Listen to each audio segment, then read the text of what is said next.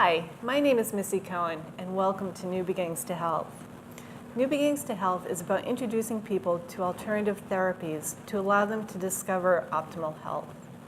I am very excited to have with me today Lisa Basile. Lisa is a functional medicine nurse practitioner, a speaker, an educator, a writer, and most importantly, the mother of 3 teenagers. Mm-hmm. Lisa received her nursing degree from UMass Graduate School with a subspecialty in education. She then went on to a postmaster's degree in holistic health after serving 5 years as an Army nurse. Thank you for that. Welcome.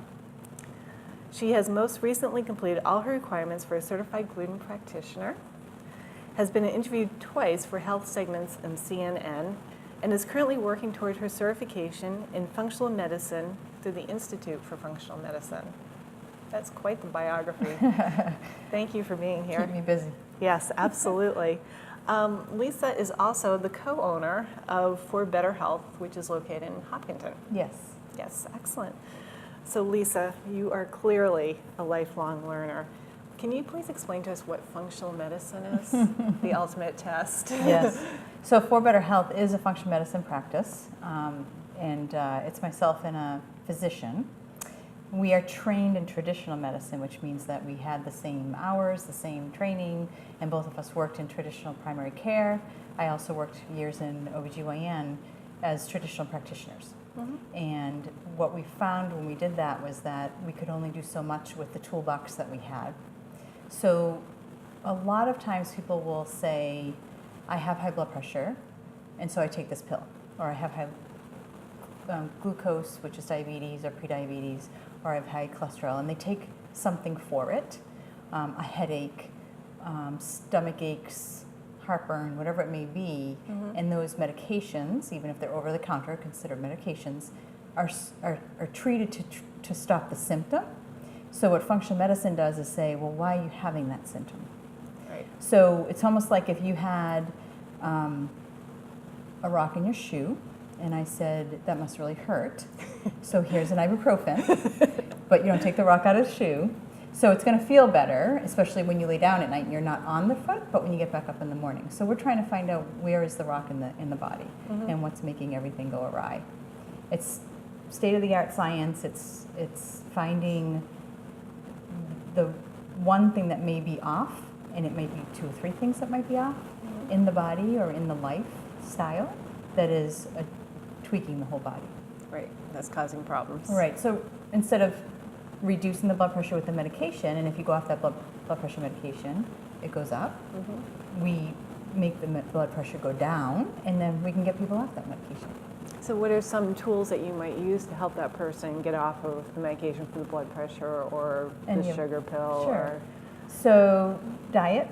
Yeah. Key thing, yes. right? Dr. What is her name? She's a MS survivor. Okay. What is her name? So that's a W. I'm not going to remember it the second, but she is great because she talks about how when she first changed her entire diet and found that healthy fats and lots of green vegetables and lots of real colorful vegetables and some fruit, high quality proteins, taking away all the things that aren't those. So mm-hmm. not so much I can'ts, but more I can's. And then she found that her MS symptoms really kind of changed. And so that can be with anything. And I'm not saying that everybody can heal MS, but I'm saying that that's one of the great finds is that in our traditional world of fast-paced, very busy, everyone's got something to do way too many times in an hour. Mm-hmm. And that's anyone. That's the working dad, the working mom, the stay-at-home dad, the stay-at-home mom, and all the people that are taking care of the kids and their grandparents and their parents and their coworkers and their sisters and fitting in all the different things on the agenda. So diet tends to go sort of to the side. Like you said. So diet is number one, and not just what we're eating, but what we're drinking. Because when you think about what we're drinking on a daily basis, most of us are putting a lot of sugar in our diet that we're not thinking about, whether that come from, Starbucks, Dunkin', whether it comes from, a Red Bull, soda, Gatorades, any of those things that are loaded with sugar, mm-hmm. and those can really tweak the body and blood pressure and blood glucose and diet and weight. And then looking at also what are we missing. So when you're eating a diet that's not nutrient dense, which is, a lot more processed food, a lot more takeout, a lot more restaurant food, the faster fill the hole kind of food, you're not getting as many nutrients. And so those nutrients are missing, even if you have the best belly in the world. So if you ask, 1 in 5 people, they're going to say they have, it's usually 3 in 5 people have something with their belly, and that might be IBS or bloating or heartburn or all of the above. And that means that they're not getting all the nutrients, even if they're eating a super, super diet. So there's all these different pieces. So that's just nutrients in diet. Right. And then so that's really number one, but along with that is lifestyle. So you can't eat a more nutritious diet unless you look at your lifestyle. What's happening in your life? How are you going to get the food in and the nutrients in if you don't change something? And so whether it be planning, shopping, prepping, and that shopping could be that they deliver to your door when you get home from karate class and soccer, But not restaurant food. It depends where you're eating and how much you're eating, because that's the other whole thing that goes along with nutrition. So a lot of times people are overeating the things that aren't as nutritious and undereating the things that are nutritious. So when you go to a restaurant, the enormous plates of pasta and then the teeny tiny 3 thin crowns of broccoli. So, Right. It's a little bit skewed as to, and then if anyone was served, people that are expecting that are served, a small piece of fish and a bunch of vegetables, they're like, oh, geez, I got gypped. Right. So there's that whole condition that we're in, Mentality. the mentality that we're in. You want more for the buck, more for the bang for the buck.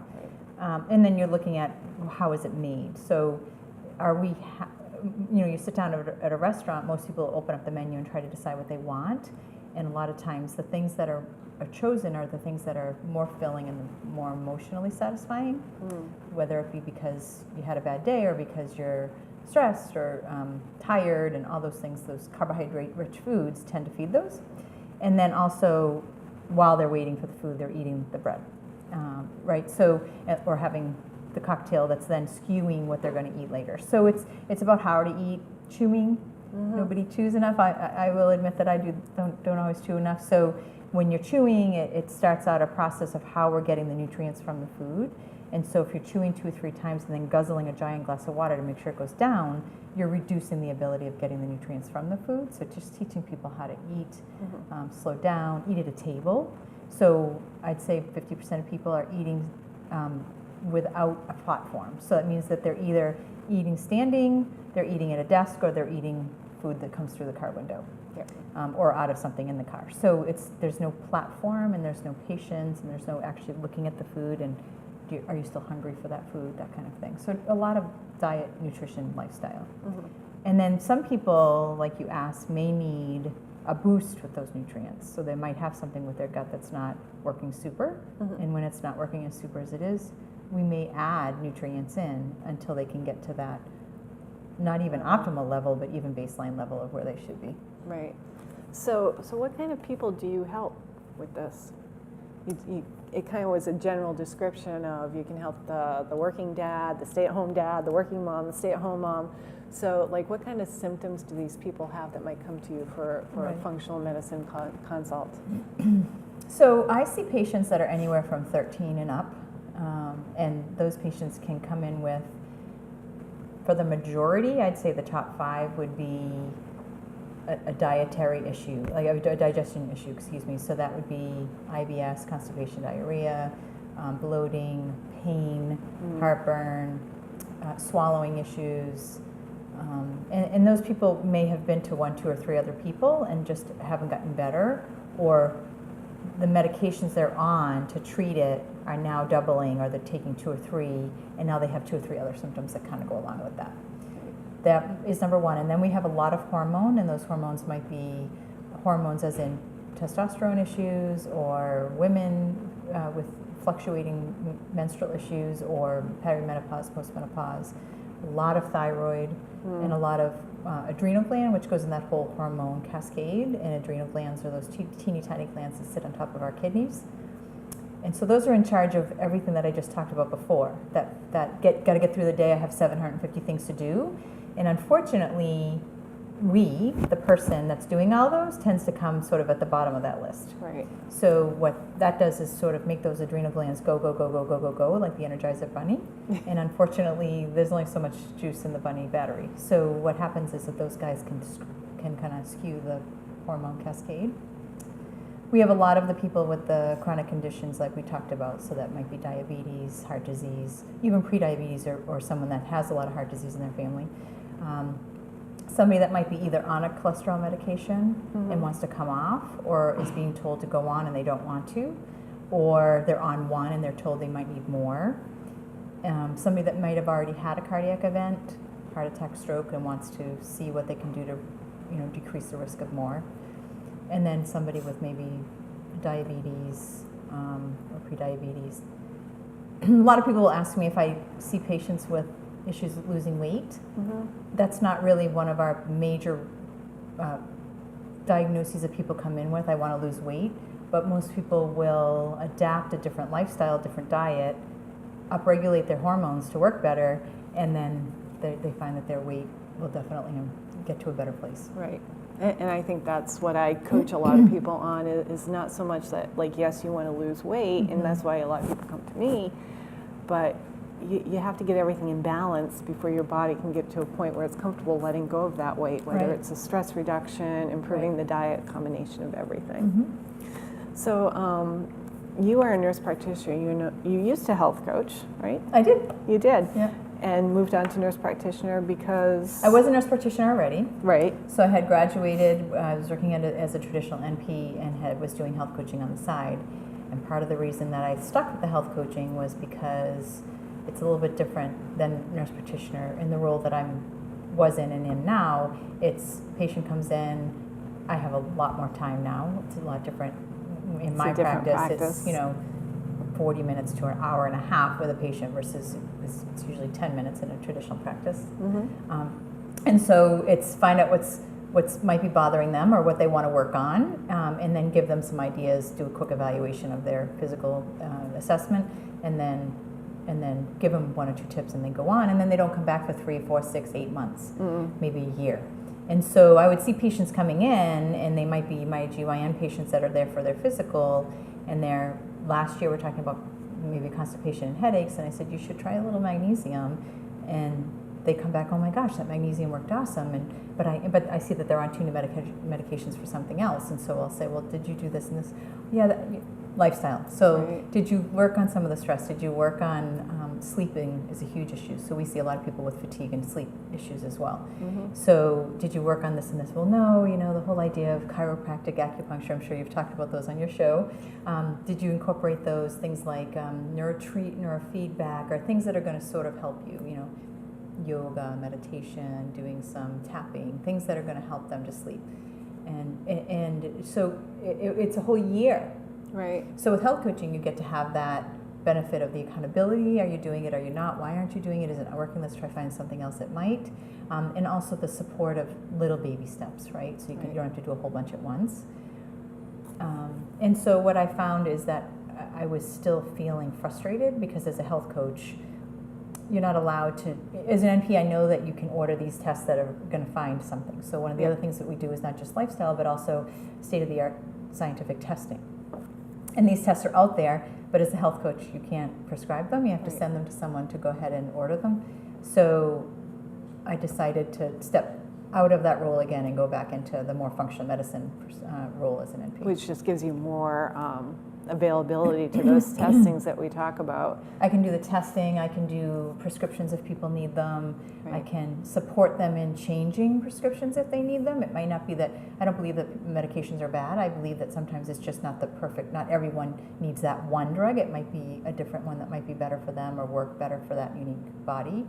A really good example is thyroid. So most people will say, oh no, I was tested for that, it's not that, with the fatigue or whatever symptoms they might have, hair loss and weight gain and things like that. And so I'll look at their number, and their number may be that it's in the normal range, but a normal range for thyroid is like 0.5 to 4.5-ish. And so theirs might be 4.6 or 4.4, and so it's kind of like a D- in my book. Like I'd rather have the A+. So I'll say, well, let's look at some other labs that actually feed that thyroid. So that TSH number that a lot of people out there are saying, oh yeah, I have thyroid, I check my TSH. That number actually is a pituitary hormone. So what we want to look at is the actual hormones that come from the thyroid, and are those being supported in the body with 6 or 7 nutrients that actually help us use the thyroid hormone.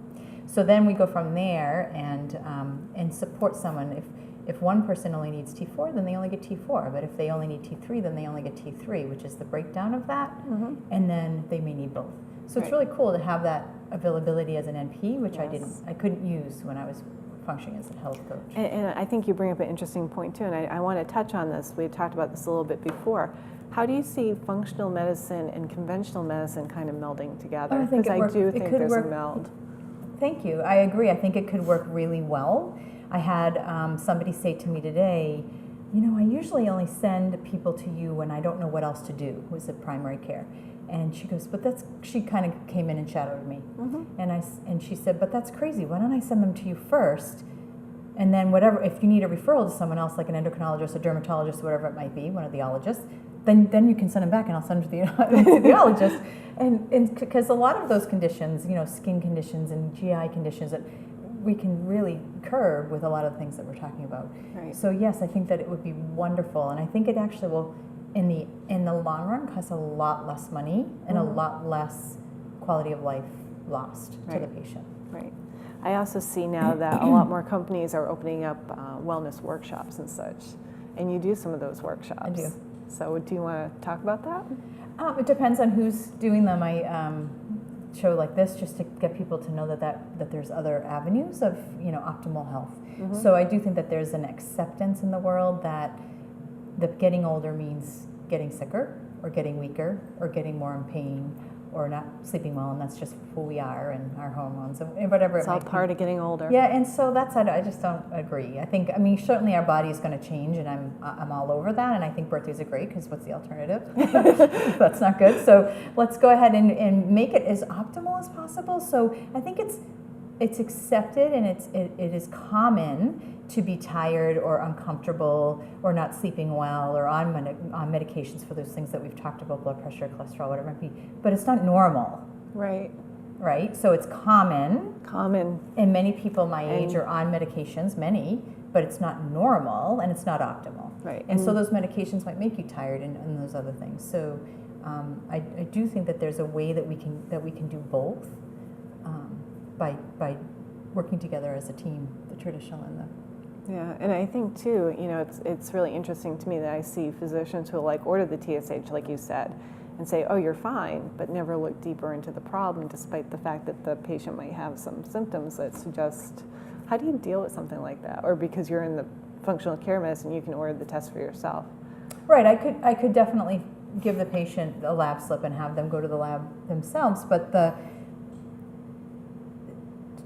for the benefit of the doubt on the traditional practitioner, some of their training, it isn't giving them this piece. So the functional medicine training is going to the root cause.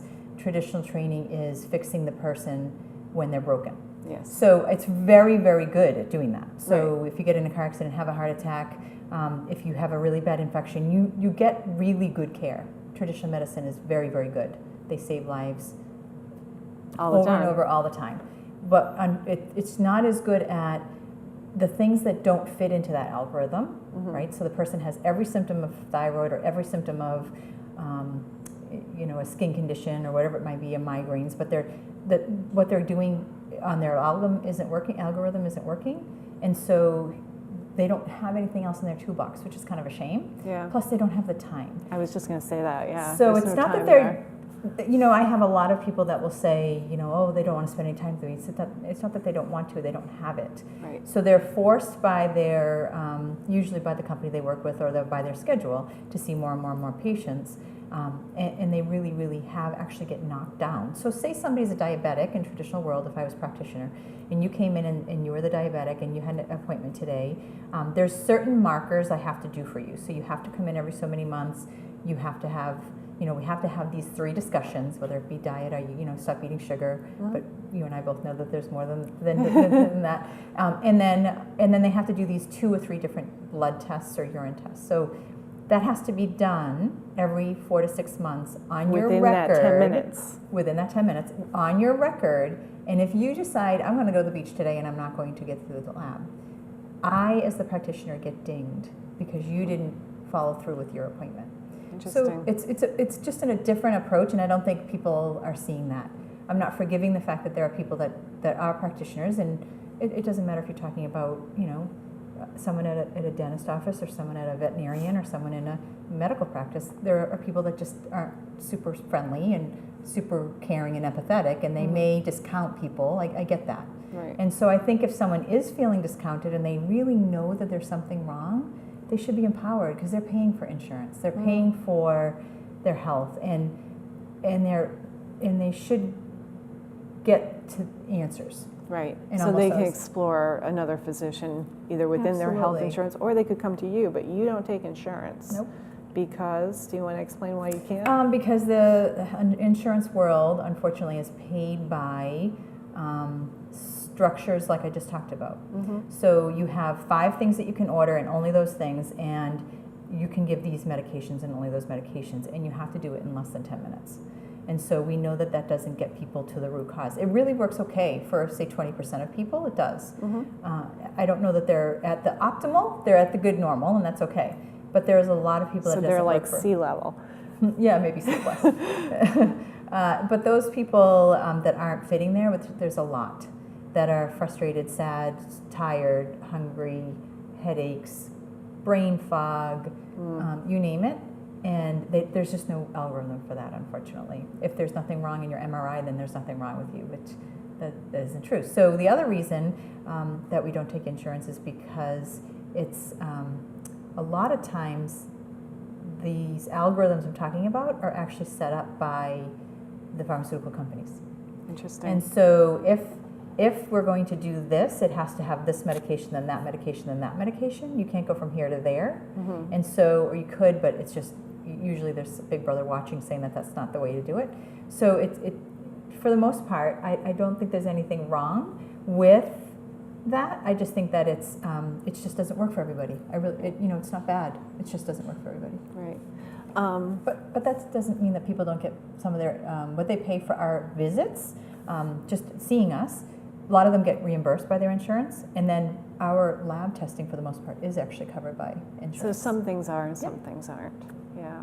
So when you work with health coaches, health coaching, a physician, a traditional physician, or someone like you might send someone either to a nutritionist or a dietitian or a health coach. Correct. Or maybe a mix of them.